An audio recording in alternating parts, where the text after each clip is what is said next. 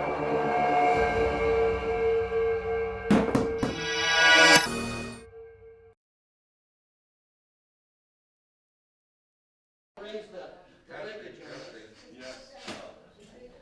you, folks, for coming. My name is Philip Abirashid. I'm the GOP chairman in Windham.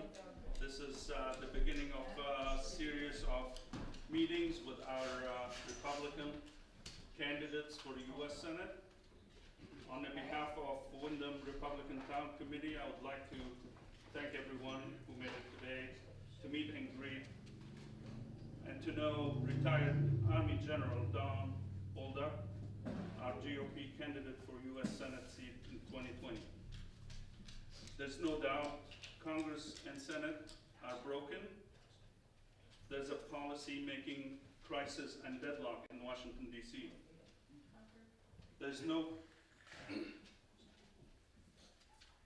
these so-called seasonal politicians are the ones who got us where we are today. They are wasting voters' time. Obviously, they're working for themselves, not for New Hampshire. We need new energy, we need new faces, period. We have to change the status quo. We have a special guest today,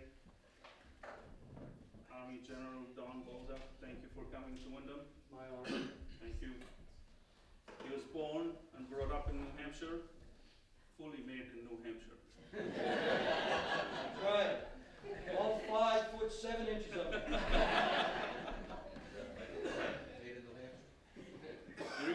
He retired as one of the most highly decorated soldiers ever.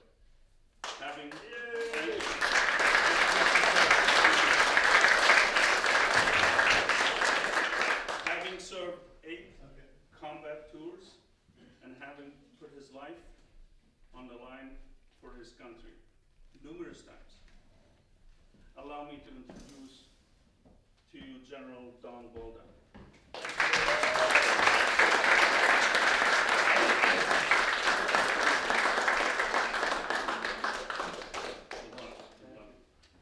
So I hope that nobody is afraid of Victor. He will roam around. Feel free to pet him. It's okay in this environment. He's going to keep an eye on my wife Sharon in the back, who I'd like to introduce right now. Sharon, please stand up.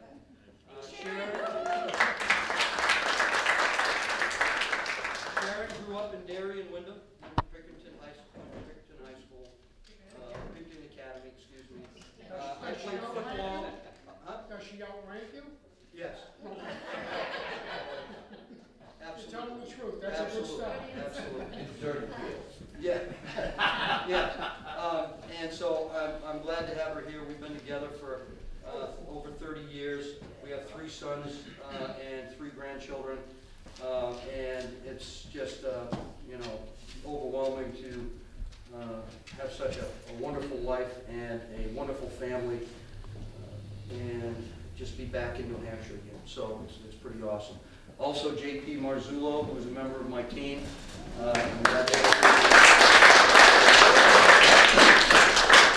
And Mr. Fred Doucette, also a member. And I don't think I've missed anybody yet. Of course, a huge fan of mine and a wonderful person. And someone, oh the hell, I'm just going to say it. She's on my team, Sandy. Oh.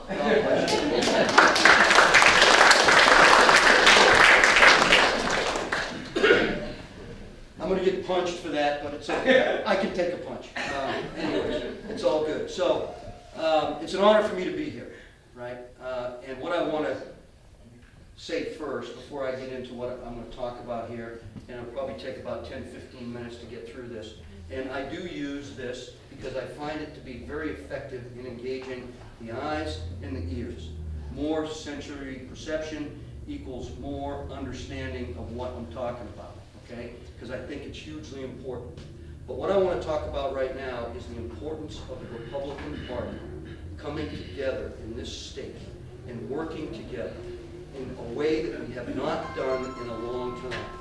Now, I have only been here for 22 months. I retired in October of 17. I've been a resident of this state my entire life, but I have sat in a lot of meetings and I have been educated by a lot of people about the Republican Party and how it's fallen apart, and it doesn't take much to look at the Republican Party and see that it's hurting when the Executive Council, right, the House and the Senate, and our two congressional representatives and the House of Representatives and our two senators are Democrats. And we only have one Republican senator in all of New England, and that's Senator Collins from Maine, right? We have to change that. And the only way to change that is by pulling together and not pulling each other apart like warm bread, right? And understanding that the Republican Party is much bigger than a conservative sliver over here, right? It's much bigger than that. It is big, right?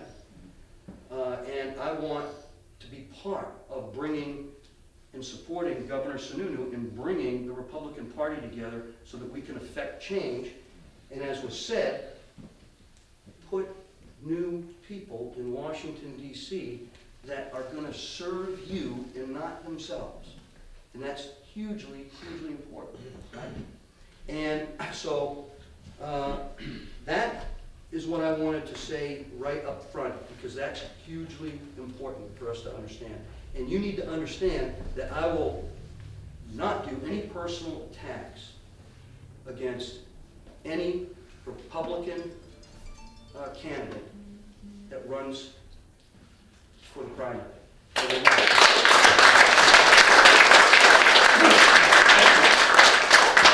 couple of things that I want to get across to you. I've been criticized, right? I've been criticized, one, for speaking like a judge, right? Guilty as charged. It's hard for me not to speak like an officer, like a commander. I've been commanding troops since I was a young captain. And so I approach life like a commander, just like Donald Trump approaches life like a businessman, right? And just like anyone in here would have a conversation with somebody if they were a doctor or a lawyer or anyone else. So yes, guilty as charged. I speak like a general, right? I'm animated, I'm full of energy, I'm all over the place, and that's good, right? That's me. I'm rough cut, right? I speak straightforward, right? There's no baloney, right? No baloney, right? I was searching for a word. You could use malarkey too. Yeah, malarkey. There's none of that, right? It is straightforward, rough cut, tell it like it is, honest dialogue, and that's just the way I am. That's how I learned to be in the state of New Hampshire. That's how I was taught by my parents, that I was taught by the nuns in the Catholic school, as well as trying to block being hit by a ruler, right? You know, that's how I got my martial arts skills. Anyway, so all these things combined is me, right? I am not a legislator, I am not a politician, right? But I submit to you that that's okay. I can go down to Washington, D.C., and I can represent you very effectively in the Senate. And why can I do that? Because I understand leadership. Because I understand how to bring people together, right? The military is a microcosm of society, right?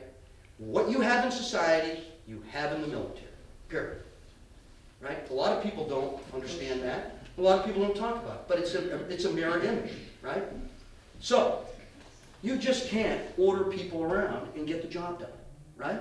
You can't do it. It doesn't work. And I've been accused of, well, he's going to go to Washington, D.C., and he's just going to think he can order everyone around like Napoleon. Well, I know I can't do that, right? Because it doesn't work. I couldn't do it in my unit, right? If I walked into my unit as a commander every single day and yelled out commands all the time, I would not get anything done.